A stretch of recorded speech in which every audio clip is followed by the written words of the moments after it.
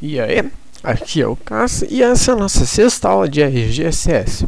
Bom, nessa aula a gente vai fazer um script, mas que script que eu escolhi para a gente fazer?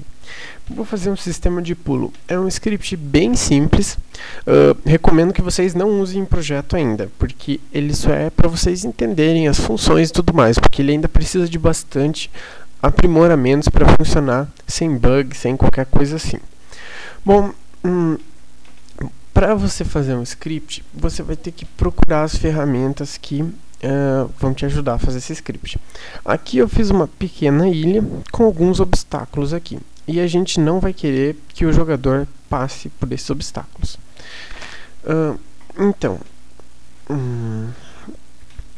para a gente procurar as nossas ferramentas, o que a gente vai mexer? A gente vai mexer no jogador, para o jogador poder pular. O que a gente vai verificar? Verificar se pressiona uma tecla, se pressionar essa tecla, pula. Simples demais e funcional. Então, como é que a gente vai procurar e achar os comandos certos? Bom, a gente tem que perceber, vou contar uma coisa aqui para vocês, que os scripts, a maioria deles vai ser baseado em três coisas: iniciar, atualizar e terminar. Alguns scripts atualizam, alguns scripts iniciam e atualizam e terminam, alguns scripts iniciam e depois terminam, e tem vários tipos de script. Nosso script de pulo, ele vai ser só atualizar. Por quê? Porque ele só vai estar verificando o tempo todo se o jogador pressiona a tecla. Então eu vou vir aqui na classe GamePlayer, que vai ser que a gente vai modificar, e procurar um método que seja atualizar. Mas o que são os métodos que atualizam? Bom, geralmente eles têm esse nome aqui, refresh ou ainda update, que é o que eu digitei aqui no Ctrl F, e def update. É aqui que tudo é atualizado. Bom, então nós vamos fazer o seguinte: nós vamos vir aqui embaixo, inserir um script, sistema de pulo, e vamos criar aqui nossa classe que a gente vai modificar, né? Class GamePlayer, que é filha de GameCharacter. Vamos dar uns enters aqui e a gente está aqui nosso corpo da classe. Bom, a gente vai mexer naquele update, a gente vai colocar uma condição para pular. Mas como é que funciona essa condição? Bom, a gente vai querer adicionar uma coisa, certo? Como é que a gente faz para adicionar? A gente podia colocar assim def update para reescrever o método, colocar um end aqui e colocar todas as coisas de novo aqui e colocar depois nossa condição de pulo. Mas e se algum scripter já tiver mexido no update? O que vai acontecer? Bom, você vai reescrever e pode excluir os comandos que ele colocou ou incluir comandos a mais. E daí vai dar problema. Para isso, a gente usa um comando chamado alias. O que o alias faz? Ele muda o nome do método. Se eu colocar aqui, alias, nome novo, nome original. Bom, isso daqui vai trocar o método do nome original para o nome novo. No nosso caso, eu vou colocar aula do Cássio, update, que vai ser o nosso nome novo, e o nome original do método é update. Ou seja, ele vai falar assim, ó, esse sistema troca aqui o update por ADK update. Aí o update vai ficar em branco, ou seja, a gente vai precisar redefinir ele, que é o que a gente faz aqui. Então, a gente vai querer executar o método antigo, ADK update, e vamos inserir nossa condição de pressionar tecla. A condição para pressionar a tecla, ela é feita por meio do módulo input. Ele começa com letra maiúscula e daí você seleciona o método, no caso o trigger. E o parâmetro do trigger vai ser um symbol contendo a letra. Bom, o symbol ele é meio complicado aqui, nem eu entendi direito ainda, mas isso é mais para frente. Por enquanto você precisa saber o que é ponto e o nome da letra. Por exemplo, toda vez que você pressiona confirmar, ele vai ser o C. Se você pressiona o A do seu teclado, vai ser o X. E se você pressiona o Y, se você pressiona o S, vai ser o Y, e o Z, o D do seu teclado. No caso, a gente vai querer pular se pressiona o A. O A tem a chave X. Então, vou colocar um if aqui, né? Porque esse método aqui vai retornar um valor true or false. E vou dar um end aqui, para fechar a nossa condição. Bom, só para ver se funciona, a gente vai colocar aqui um print pressionou. E vamos colocar uma sequência de escape aqui. O que é uma sequência de escape? É um comando que você dá ao console, a janela de debug, para ela pular uma linha. No caso aqui, o /n significa tipo nova linha. Então ele vai printar e vai ir para a linha seguinte o cursor. Então vou dar um OK aqui, salvar. E vocês estão vendo aqui nossa janela de debug, linda e em branco. Aí vou vir aqui e vou apertar o A. Ó, tantas vezes que eu aperto o A, vai aparecendo pressionou ali. Se eu aperto e seguro o A, ele só vai aparecer uma vez, porque isso é característica do método trigger.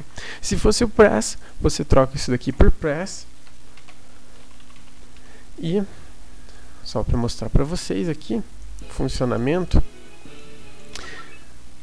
se eu pego e seguro o A, ele vai ficar printando aqui infinitamente até que você solte a letra, mas a gente vai querer só trigger. Tem uma interrogação, né? Então, vocês já sabem que se o jogador pressiona, ele vai executar o que está aqui dentro. E o que a gente vai querer que execute? O método do pulo. Então, a gente vai definir um método aqui chamado defJump by input, que significa pular por uma entrada de dados, né, que seria uma entrada de tecla. Para a gente pular, qual o comando que a gente usa? Vocês vão ter que se acostumar a fazer isso frequentemente, a procurar os métodos nas classes. Eu vou vir aqui na classe GamePlayer, colocar um Ctrl F, procurar defJump, para ver se tem, aliás, vou colocar jump, para ver se tem alguma coisa aqui com jump. Na GamePlayer não tem, estou apertando aqui e não acho nada. Vamos ver na GameStructor. Tem um jump aqui, um jump aqui, tem um jump aqui embaixo. defJump, o método jump.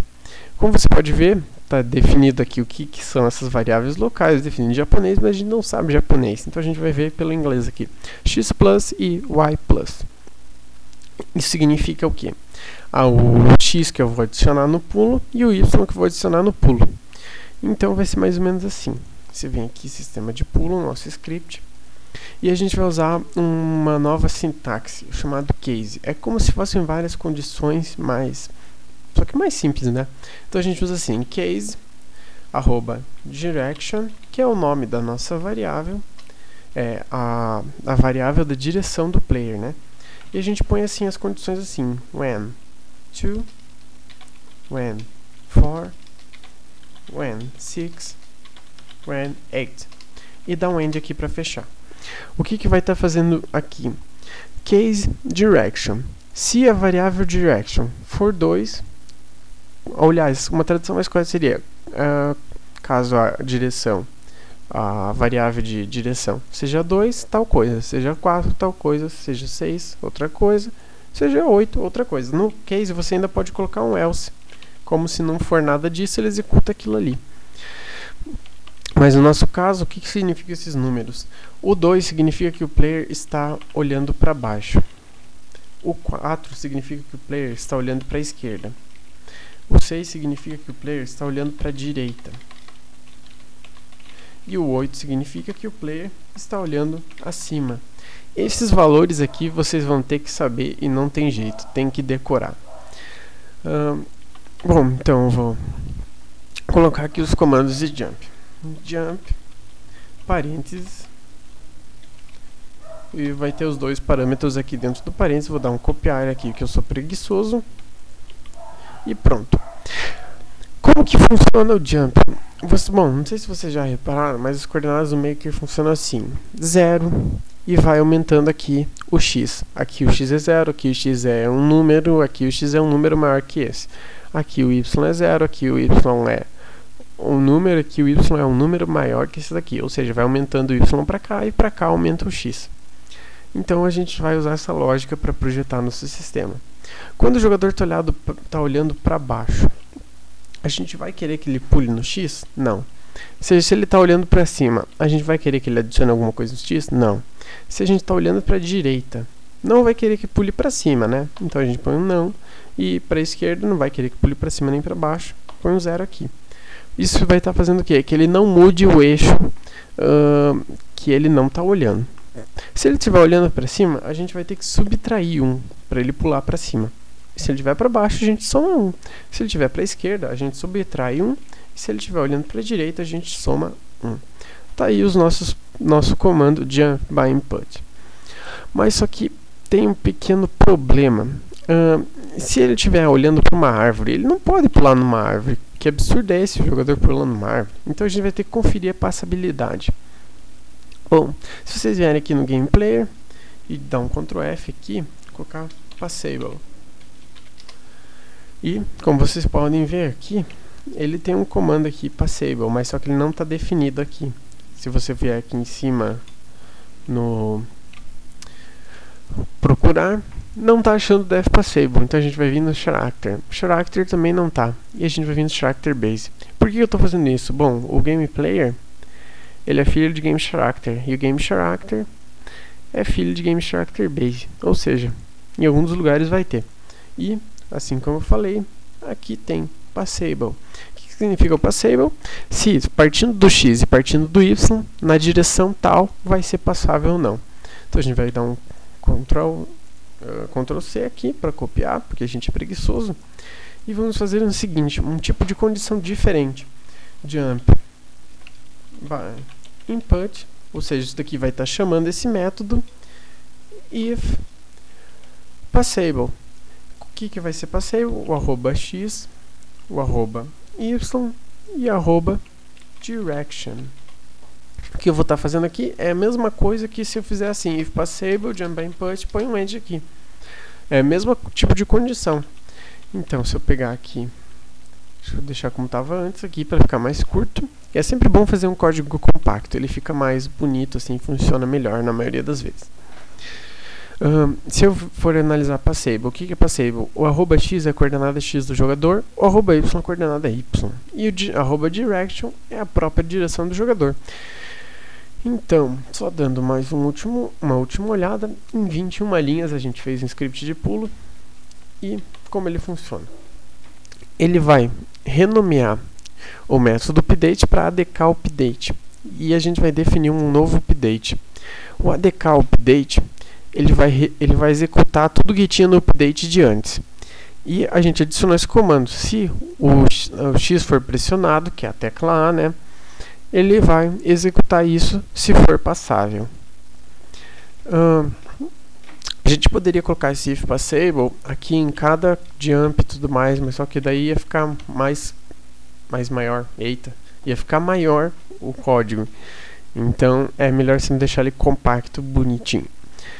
Bom, e daí ele vem e executa o método jump by input se for passável. O jump by input, ele vai analisar a direção e vai mandar pular na direção correta. A gente vem dar um ok e vamos testar para ver se funciona essa coisa. Então, vou dar um ok aqui para iniciar. Estou andando por aqui e pula. Uma árvore, ele não deve pular. Apertei aqui, estou apertando, não pula. E ele pula para cima, não pula na água porque a água não é passável. Ele está pulando aqui para baixo e tal, vai pulando para os lados e tudo mais. Bom, é um script bem simples, ele ainda não funciona com as características mais bacanas, mas como tipo, se eu estiver correndo aqui, ele vai pular a mesma coisa, ó, tá vendo que ele fica devagar. Não tem essa função ainda. A gente vai adicionar essas funções em outras aulas, ou vocês mesmos vão aprender. Então, esse é um script bem basicão.